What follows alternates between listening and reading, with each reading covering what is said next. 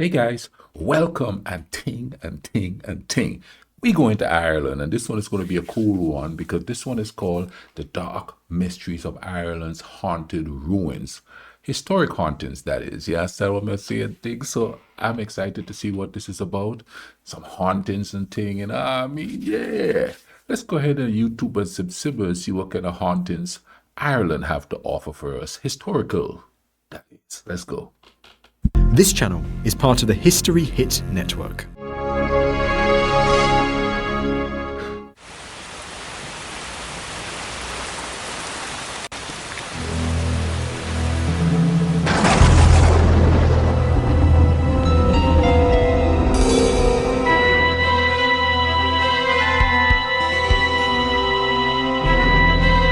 It's gonna be exciting. Oh, tales, yeah. Let's get it.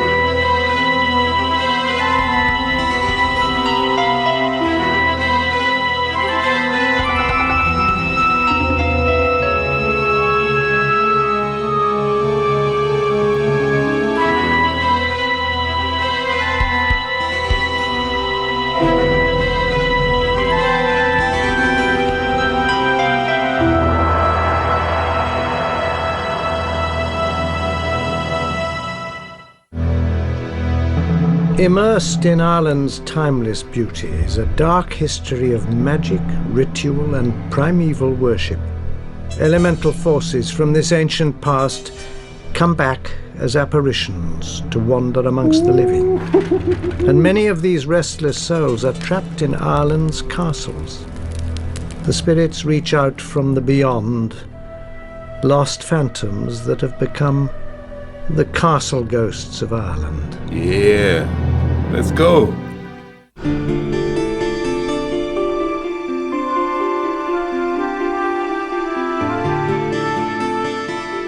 Ireland is a land so rich in history and mythology. It is difficult to know where one begins and the other ends.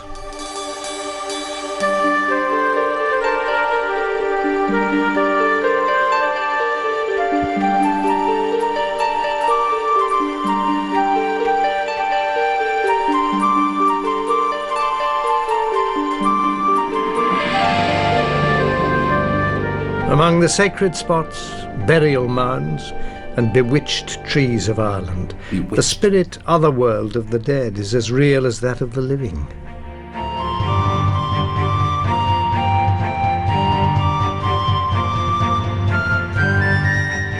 Ireland is crowded with supernatural inhabitants, creatures like fairies. But here, fairies are not cartoon-like creatures with wings and magic wands. According to folklore, they can assume human characteristics and live side by side with mortals.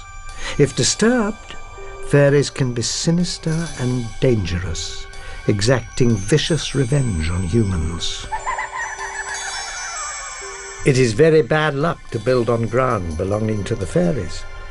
Across Ireland, places known as fairy forts are left untouched by humans. These fairy dwellings often take the form of a ring of trees or a circle of stones. To build upon the forbidden sites would anger the fairies and result in misfortune and even death. Myth has it that angered fairies shoot poisoned darts at cattle and horses. They can transport men and women away from their loved ones into a dark fairyland. And most disturbing of all, they carry off human children, substituting changelings in their place. In Ireland, spirits and ghosts slip in and out of the living world, some to do good, others to do harm. And it is in Ireland's haunted castles that many of these ancient souls still dwell. You know, I'm going to say this again. The Irish know how to tell a story. You hear what this man is telling this story there? I mean, he's taking you there. The visuals are cool, but the voice and the storytelling is impeccable. You know what I mean? I love to listen to Irish people tell stories. It's akin to Caribbean people telling stories. You know what I mean? And as we all know, the Irish and the Caribbean people have a sort of symbiotic relationship. You understand what I say? Historical type relationship.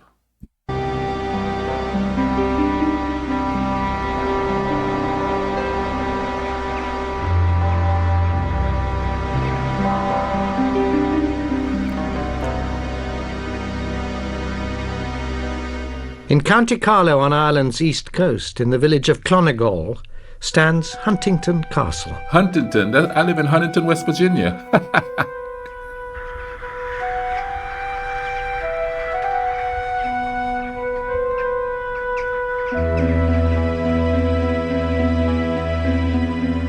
This historic castle is the home of disturbing apparitions from another world and another time.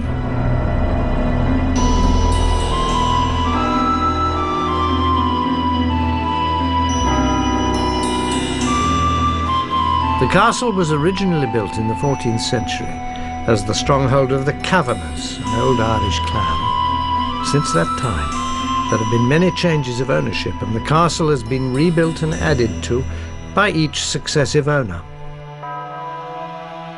At one time, an abbey stood here. Religion has always had a special place at Huntington. But something even older dwells at Huntington. A primeval psychic force from Ireland's deepest history. So powerful it radiates beyond the castle walls.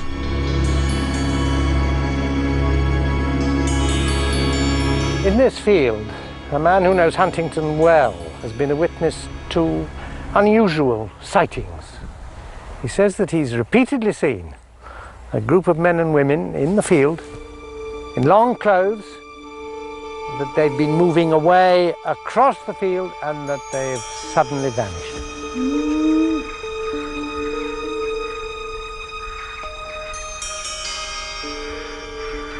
And here in an area of wilderness called the Yew Walk, many people have seen unexplained figures moving among the trees.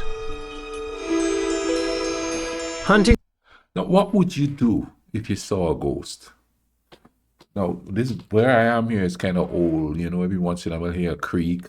I have a neighbor, but I could tell the difference. I thought I heard something. I got this headset on. I'm a little bit spooked, y'all. But anyway, it's an older building, you know what I mean? And I know people live up here before I did, years and years, decades ago. And I know some of the people who have lived here probably passed on and thing, but sometimes I'm sleeping in here and I could sense there's something in here with me. You know what I mean? I've actually heard breathing and thing in here. I don't know if it's my imagination or what. But what would you do if you encounter something like that? Would you run and scream? Would you try to communicate with them? You know what I mean? I don't know. It depends on, if I'm alone, I'd probably get spooked. But if I'm there with, like, let's say 3, 4, 5 people, maybe more, and I see them, I'd probably question them. What was it like, you know, during those times when you live, you know? Hit me up with some stories and thing. If I'm not alone. If I'm alone, I'm going to do what every brother going to do and hightail it out of there. I'm not going to go, hello, who are you? Hello. I'm going to be running for my dear soul. You know what I'm saying and thing? But let's keep going. This is kind of cool. I'm enjoying this. I hope you are too. Huntington Castle has been owned by the Durden Robertson family since the 18th century. The current owner is David Durden Robertson. The most odd experience I had was when I was about 17. I'd gone to sleep on the couch in the library.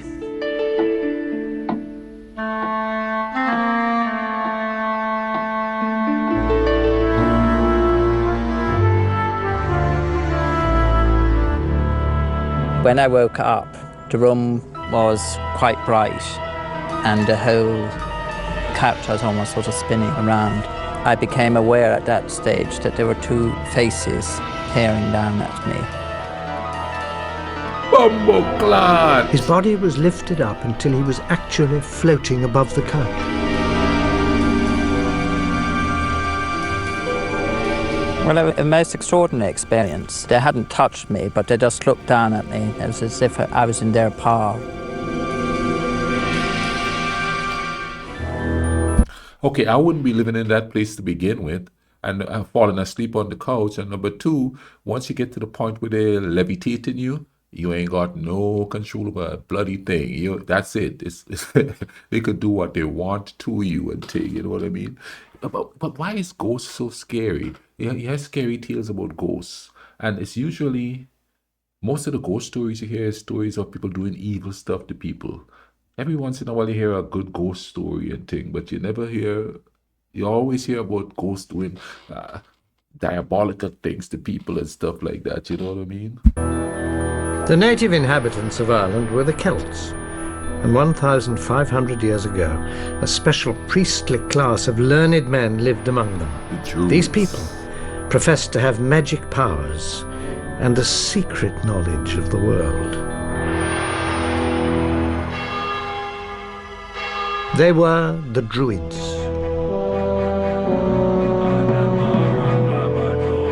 As the keepers of religion, Druid leaders often rivaled Celtic kings and chiefs in prestige, even in power. The Druids have a special place in Irish mythology, for apart from their great learning, their extraordinary powers enabled them to act as intermediaries between gods and mortals.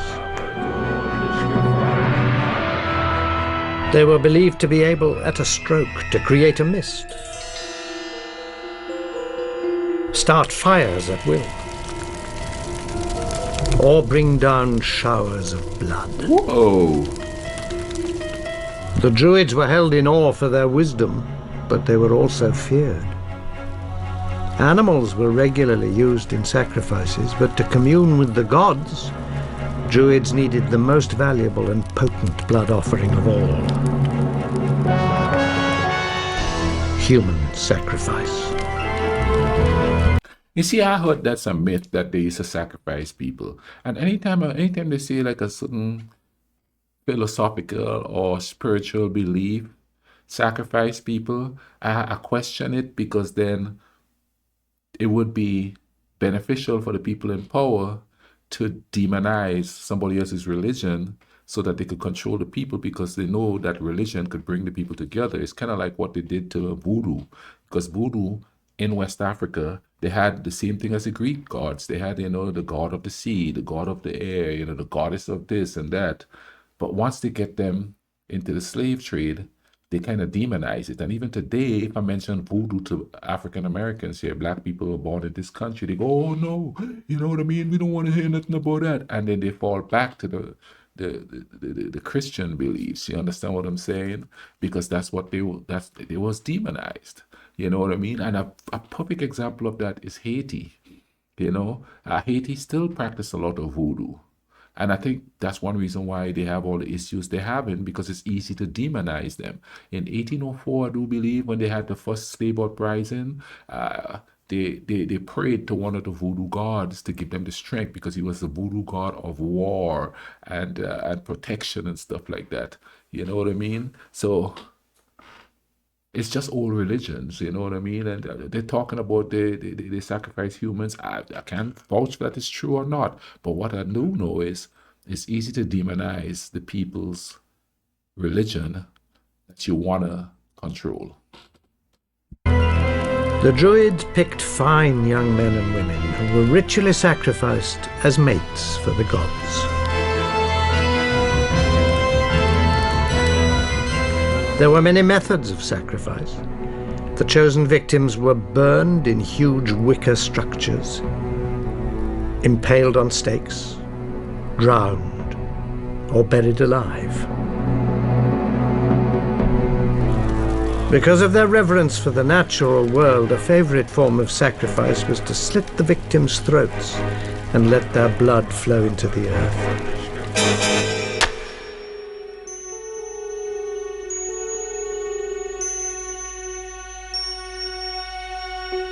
Is it possible the figures David saw looming over him were the ghosts of ancient Druids? Supposedly people sacrificing. They returned in search of a victim. Huntington Castle is in some way connected with these spirits of an earlier, darker time. Indeed, this mysterious sacred well in the core of the castle is called the Druid Well. It remains the castle's spiritual centre and may be the source of Druid visits into our modern world. The bloody events of over 1,500 years ago are still imprinted here, centres of energy, held in the atmosphere of Huntington's ancient walls. And perhaps the Druids will return here again from the beyond, hunting for victims to sacrifice to their pagan gods.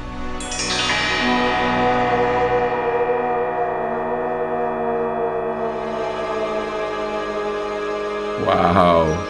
Some ghosts are a mystery that can never be solved. Why do they appear in certain places and at certain times? But other ghosts have a special attachment to a particular place and return to it again and again. This is the case at our next castle, where a ghost came back from the world of the dead to help its living descendants. Okay, a good The ghost ghost. appeared quite recently at Castle Leslie, which lies in County Monaghan, near the border between Southern and Northern Ireland.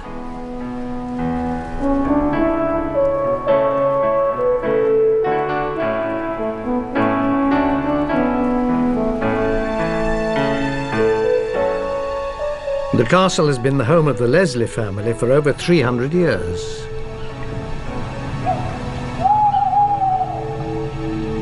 All hooting and In ting, January boy. 1996, Castle Leslie was invaded by paranormal activity and a series of identical sightings of an unexpected guest. On a number of occasions, the bells in the servants' hall would start ringing, and I knew there was nobody else in the house.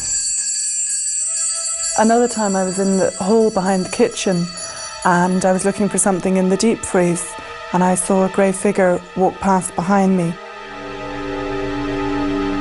Elton? You see what I'm saying? So No. I'd be hightailing it out of the house. I would sell that place. It'll become a museum. I ain't living there. Are you kidding me? Seeing shadows while running. There's a place called Cooper Hill on the island back home. And when I was there, we didn't have a whole lot of street lights. And on Cooper Hill, the only street lights beside the lights coming from the houses was a street light at the top of Cooper Hill. And I remember I was 2 sheets to the wind. I just finished, blazing up a little bit of the good holy urban thing. And I'm walking up the hill, and I saw somebody standing under the light. And it looked like somebody was just standing there at attention. And as I kept getting closer and closer and stuff, the person just wouldn't move. They were just standing there, just straight up. Ooh, I tell you what, goosebumps and stuff, and because nobody's ever said anything untowards about that place. And as I got close to the person, I kind of tripped because it's a cobblestone stairs type thing, it's like a step cobblestone. And I tripped and I looked up and the person was gone, disappeared. I look all around, I couldn't see anything, you know what I mean? I didn't go up that hill. I was going to go see a friend, man. I just turned right back down. It was like, 10 o'clock at night? I went right back down that hill and head in the opposite direction back to the area where I live. You understand what I'm saying? Later on, I heard the story that there was an old soldier that used to live on the hill there from the First World War. And he would stand at attention under this light every night. I never go up on that hill at night again, ever. Never, ever did I ever go back up on that hill. I used to go up there all the time during the daytime. I still walked around that street light, or what we call lamppost back then. I didn't walk on the same side of the street as that. I didn't want anything grabbing me and pulling me into another dimension. Oh, hell no. Sammy assumed it was Alton, her partner, and called out to him. He didn't answer. Elton! She then realized that it couldn't have been Alton. He was out of the castle at the time. And then, over the next few months, supernatural activity fairly erupted at Leslie. Oh. Somebody's coming back for the house, Sammy was boys. alone, Woo. cooking in the castle kitchen, when from behind her she heard a strange noise. A shower of orange pits hit the wall beside her, and there was no one else in the room. That was frightening enough, but then another thing happened. Again, Sammy was working in the kitchen when quite suddenly the electric food mixer burst into life.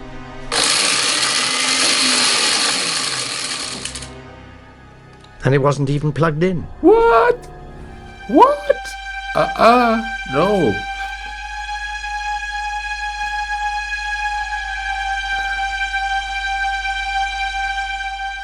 Three separate sets of guests at the castle described a ghostly ordeal in the bedroom known as the Red Room. Oh, man. None of the guests had The stayed at bedroom? Leslie before and had no knowledge of the castle's history, but they all recounted almost identical experiences.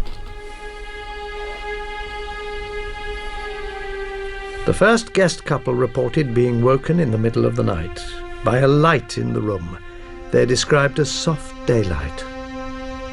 Then through the light they saw a man standing over the chest of drawers. Oh, man. Oh, man. It appeared he was looking for something. Then the image and the light faded away. A few weeks later, another couple stayed at the castle. They described exactly the same thing as the previous couple. But this time the guests experienced something more frightening. The figure moved over to the end of their bed. Facing the couple, he put his finger to his lips and softly whispered, "Shh," then disappeared.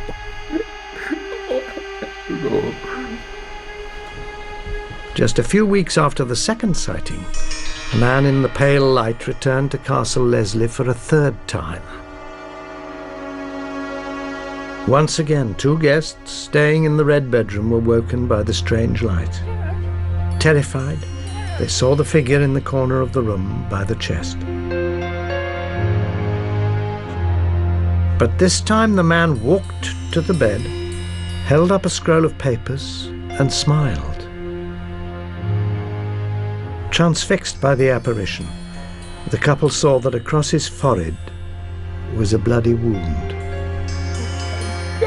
Who was this ghost, and why did he keep appearing at the castle? A reason may be found in Ireland's recent history. Okay. At the outbreak of World War I in 1914, Ireland's soldiers and reservists were immediately mobilized. By the end of the war, more than 200,000 Irishmen had served not only Ireland, but Great Britain, and many had given their lives.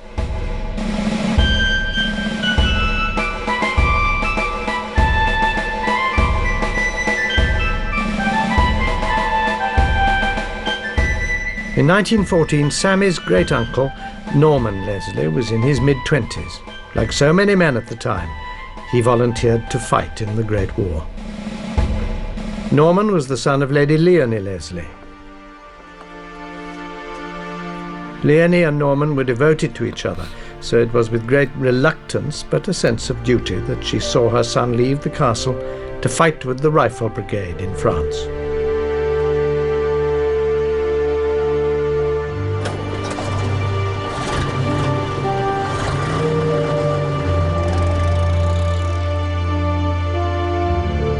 Weeks passed.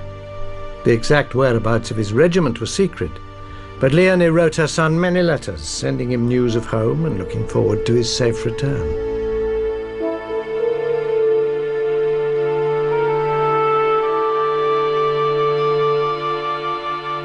Then on the morning of October the 18th, 1914, word came up to the castle. Young Master Norman had been seen standing on the far side of the lake. The gamekeeper who saw him ran to the castle to bring Lady Leonie the good news. Another estate worker sent word that he too had spotted Norman in the grounds. Overjoyed, Leonie flew into action.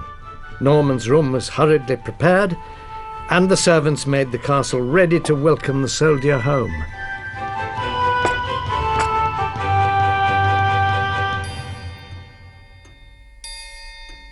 But an hour passed, and then another.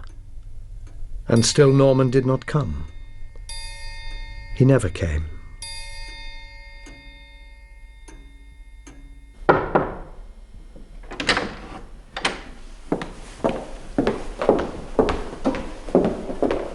A week later, a telegram arrived.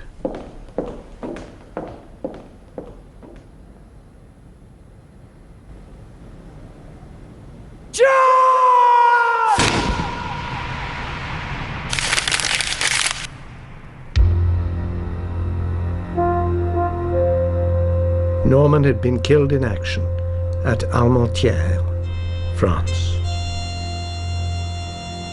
The date of his death was the 18th of October 1914, the very day he'd been seen standing by the castle lake. The exact whereabouts of Norman's body was unknown, but his family was determined to find it and give him a proper burial. 2 months later, Norman's brother Shane travelled to the French battlefield where Norman had been killed.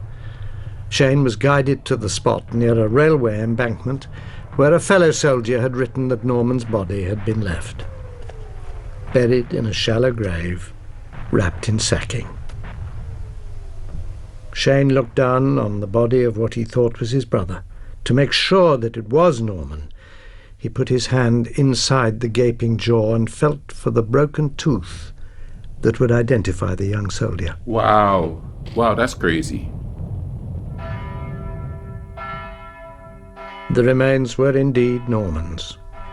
The painful task was completed when Norman's body was buried at a church nearby.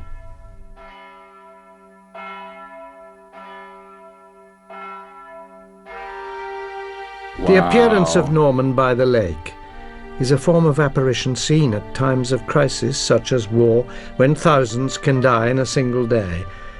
It is one of the most widely reported types of ghost.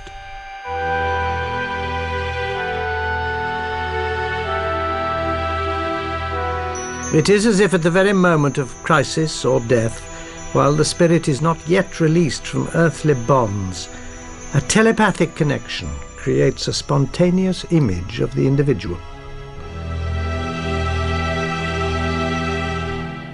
This ghostly image can appear before a loved one or in a place to which in life they were especially attached. I think Norman's spirit feels a very strong bond with his home and a very deep love for his family. And I think it was very important when he died that he came back to say his goodbyes. But that isn't quite the end of the story, is it? Norman's been back again, hasn't he? He has.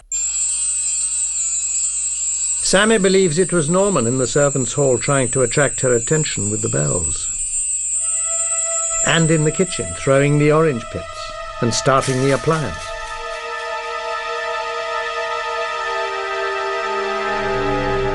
Of course, the red room was Norman's bedroom. Who else could the ghost have been? And the papers Norman's ghost held up? Sammy felt that the apparitions and poltergeist occurrences were Norman's way of trying to get a message to her. For many years, the Leslie family had been in conflict over the inheritance of the estate. Sammy had searched for an important document which she hoped would solve their problems. After Norman's ghost was sighted holding the scroll of papers, Sammy was prompted to search for the documents again in the castle vaults. When she touched a certain file, a shudder went up her spine. It contained the very papers the family needed. If Norman's ghost had not appeared, the file would have remained undiscovered, and Sammy's claim to Castle Leslie would have been in jeopardy. Her future at the castle is now secure because of Norman's appearance. Oh, now that's creepy right there. Ghosts manifest themselves in many different ways. Some are figures as solid as a living person. Others bear little resemblance to the human form.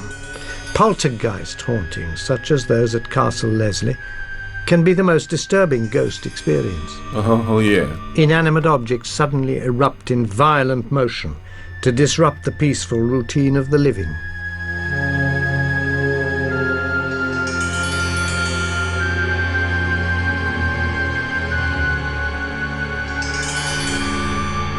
Just such a terrifying poltergeist appeared in County Limerick on Ireland's west coast and took hold of Glen Castle.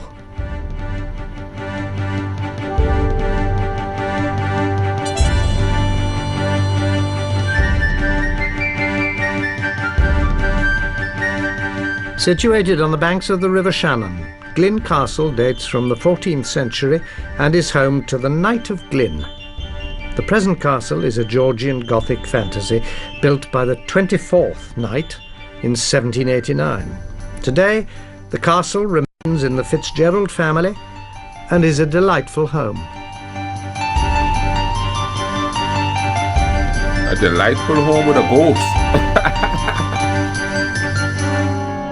But it was here on a night in 1991 that two of the castle's loyal workers were subjected to a traumatic ordeal.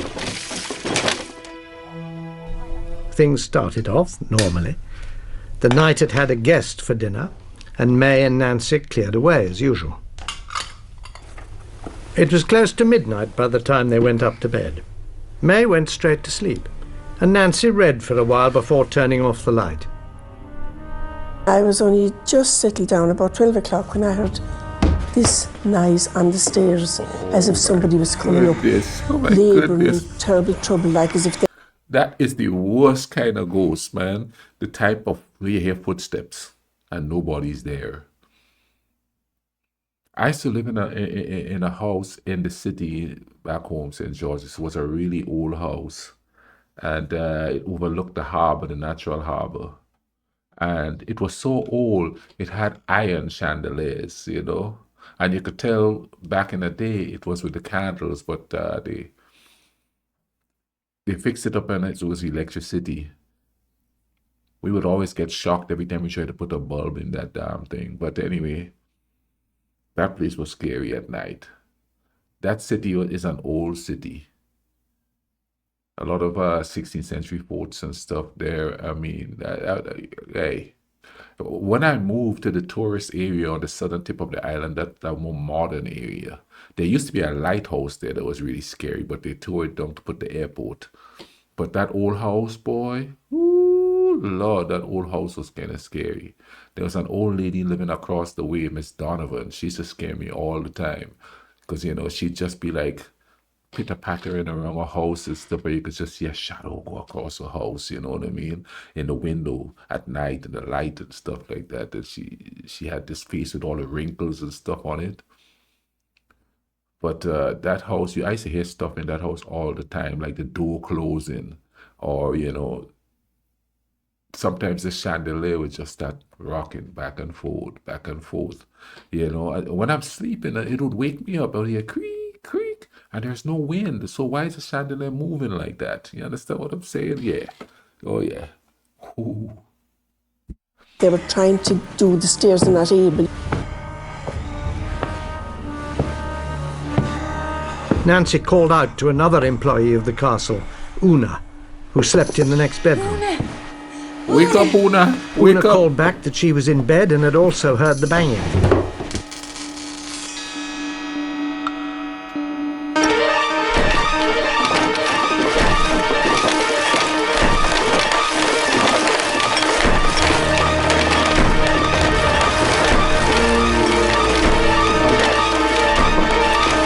That ghost is saying, get out!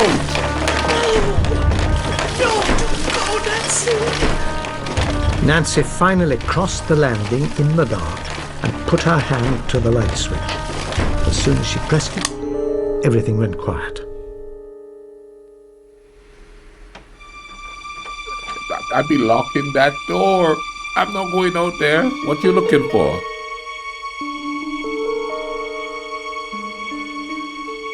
I would never again in my whole life want the same experience.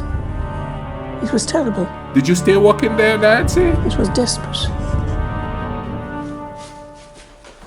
That's when I go, my lady, I quit. I'm getting out of this bad boy. What? Stay working there? I'm shoot. I'll go work fast food before working a haunted castle, I'm telling you. May and Nancy had spent their working lives in the castle, but they had no idea who or what the poltergeist was. Perhaps Another haunting at the castle holds the explanation. Okay. Let's get that historical explanation. Magnificent array of daffodils and camellias, and also the magnificent shrubs. Sometime later, the Knight of Glyn himself discovered a clue. He learnt that earlier on the day that the poltergeist struck, a group of visitors had been touring the castle. Amongst the visitors had been a psychic medium.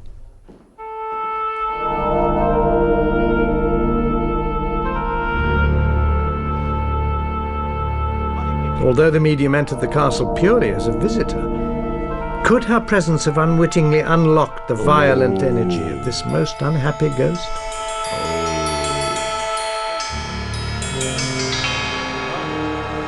He's watching you, sister.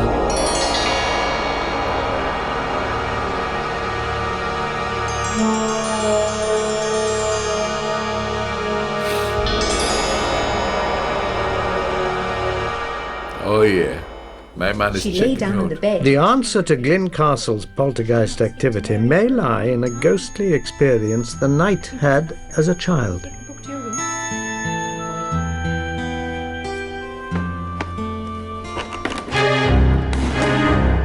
A frayed rope hung in midair. The eerie sight filled the young boy with dread. What's that?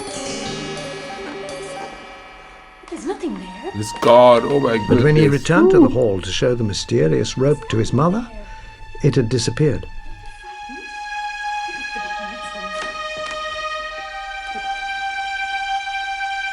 Okay. What's the history of the rope? There we go. Perhaps the events of nearly 100 years before had some bearing on the strange rope apparition the young knight beheld.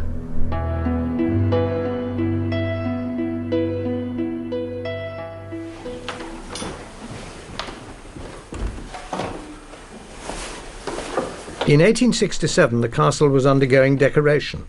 A Dublin firm was employed to carry out the work, which included painting the ceiling under the hall staircase.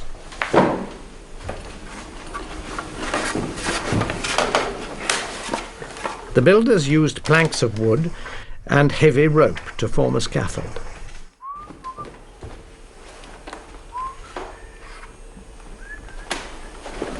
But tragedy struck. Without warning, one of the ropes supporting the planks of wood gave way. The builder painting the ceiling was unable to save himself. He died. He's mad. Probably Was young. the rope that the young knight saw all those years later the one that had broken and caused the accident?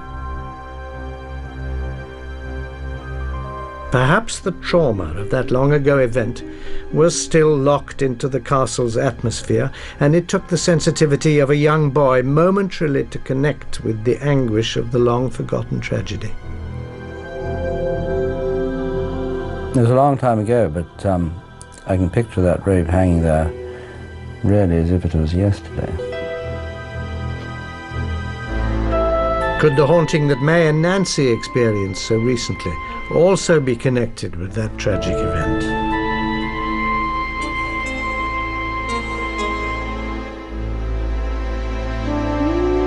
Lord.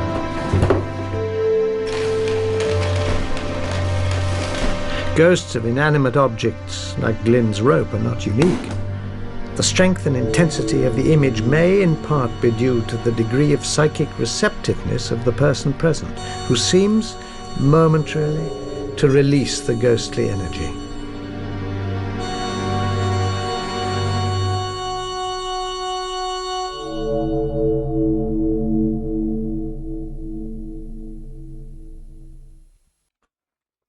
Okay, this one is a kind of a long one, so I'm going to break it up into two parts. It's like 45 minutes long, so I'm going to stop it here, and then part 2 is going to be coming up here next soon, you know what I mean? But, whoa, I got chill bumps, man, you know what I mean? Just listening to these stories and thing. But I hope you guys are enjoying this as much as I am, you understand what I'm going to say? Okay, so I'll leave a link in the description to this video. Y'all go check it out. And I'll also leave links to other videos on Ireland that I've reacted to, so y'all can check that out too. And comment in the comment section. Tell me what you all think of ghosts and your experience with ghosts and what happened and how you felt and all that kind of stuff. Drop it in the comment section. Y'all take care of each other. Come back for part 2. Cool runnings.